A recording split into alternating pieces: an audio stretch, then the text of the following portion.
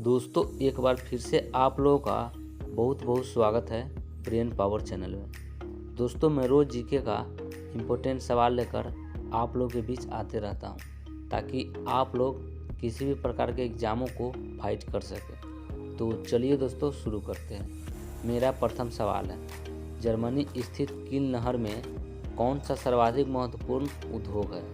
इसका जवाब देने के लिए आप लोगों के पास 4 ऑप्शन हैं। ऑप्शन ए है मोटर गाड़ी निर्माण, ऑप्शन बी है लौह इस्पात, ऑप्शन सी है पोत निर्माण और ऑप्शन डी है वस्त्र निर्माण।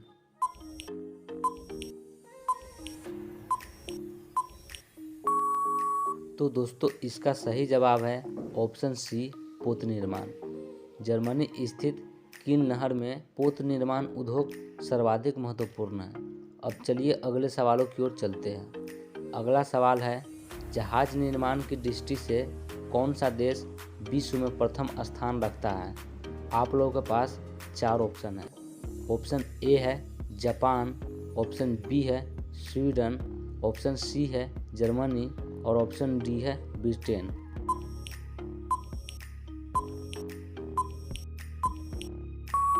तो दोस्तों इसका सही जवाब है ऑप्शन ए जापान। जहाज निर्माण की दृष्टि से विश्व में प्रथम स्थान रखने वाला देश जापान है। अब चलिए अगले सवालों की ओर चलते हैं। अगला सवाल है, विश्व में रेशमी वस्त्र का सबसे बड़ा उत्पादक देश कौन सा है? आप लोगों के पास 4 ऑप्शन है। ऑप्शन ए है चीन, ऑप्शन बी है जापान, ऑप्शन सी है अमेरिका और ऑप्शन डी है फ्रांस।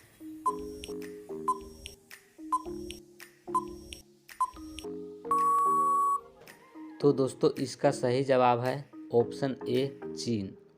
विश्व में रेशमी वस्त्र का सबसे बड़ा उत्पादक देश चीन है। अब चलिए अगले सवालों की ओर चलते हैं। अगला सवाल है, ऊन का सबसे बड़ा उत्पादक देश कौन सा है? आप लोगों के पास 4 ऑप्शन है। ऑप्शन ए है चीन, ऑप्शन बी है अमेरिका, ऑप्शन सी है ऑस्ट्रेलिया और ऑप्शन डी है यूके।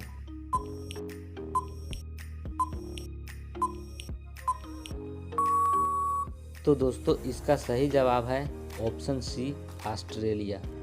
ऊन का सबसे बड़ा उत्पादक देश ऑस्ट्रेलिया है। अब चलिए अगले सवालों की ओर चलते हैं। अगला सवाल है, विश्व में निकेल का सबसे बड़ा निर्यातक देश कौन सा है? आप लोगों के पास 4 ऑप्शन है। ऑप्शन ए है फिलीपींस, ऑप्शन बी है रूस, ऑप्शन सी है अमेरिका और ऑप्शन डी है भारत।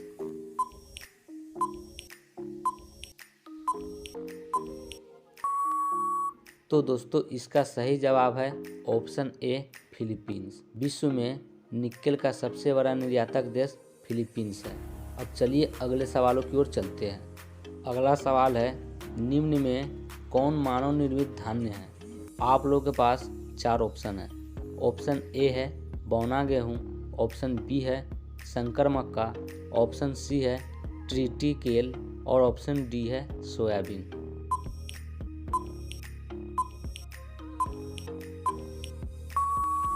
तो दोस्तों इसका सही जवाब है ऑप्शन सी ट्रिटी केल।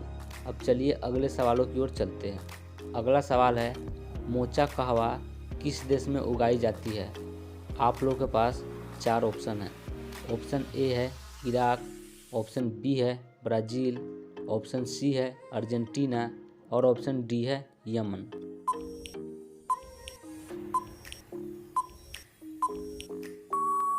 तो दोस्तों इसका सही जवाब है ऑप्शन डी यमन। मोचा कहवा यमन देश में उगाई जाती है। अब चलिए अगले सवालों की ओर चलते हैं। अगला सवाल है, चाय के पौधे उगाने की डैपाग विधि विकसित हुई थी? आप लोगों के पास 4 ऑप्शन है। ऑप्शन ए है चीन में, ऑप्शन बी है इंडोनेशिया में, ऑप्शन सी है जापान में और ऑप्शन डी है फिलीपींस में।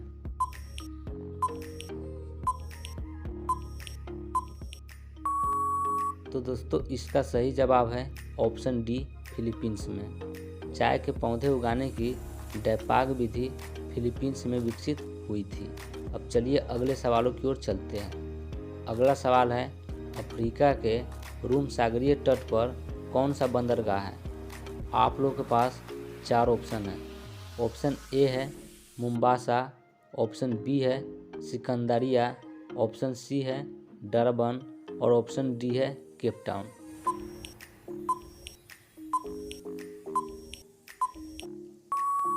तो दोस्तों इसका सही जवाब है ऑप्शन बी सिकंदरिया।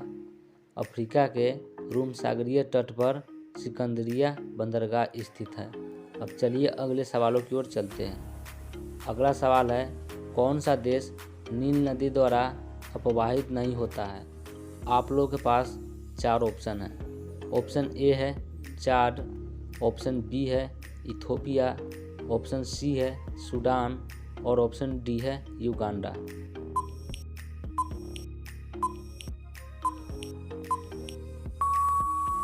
तो दोस्तों इसका सही जवाब है ऑप्शन ए चाड।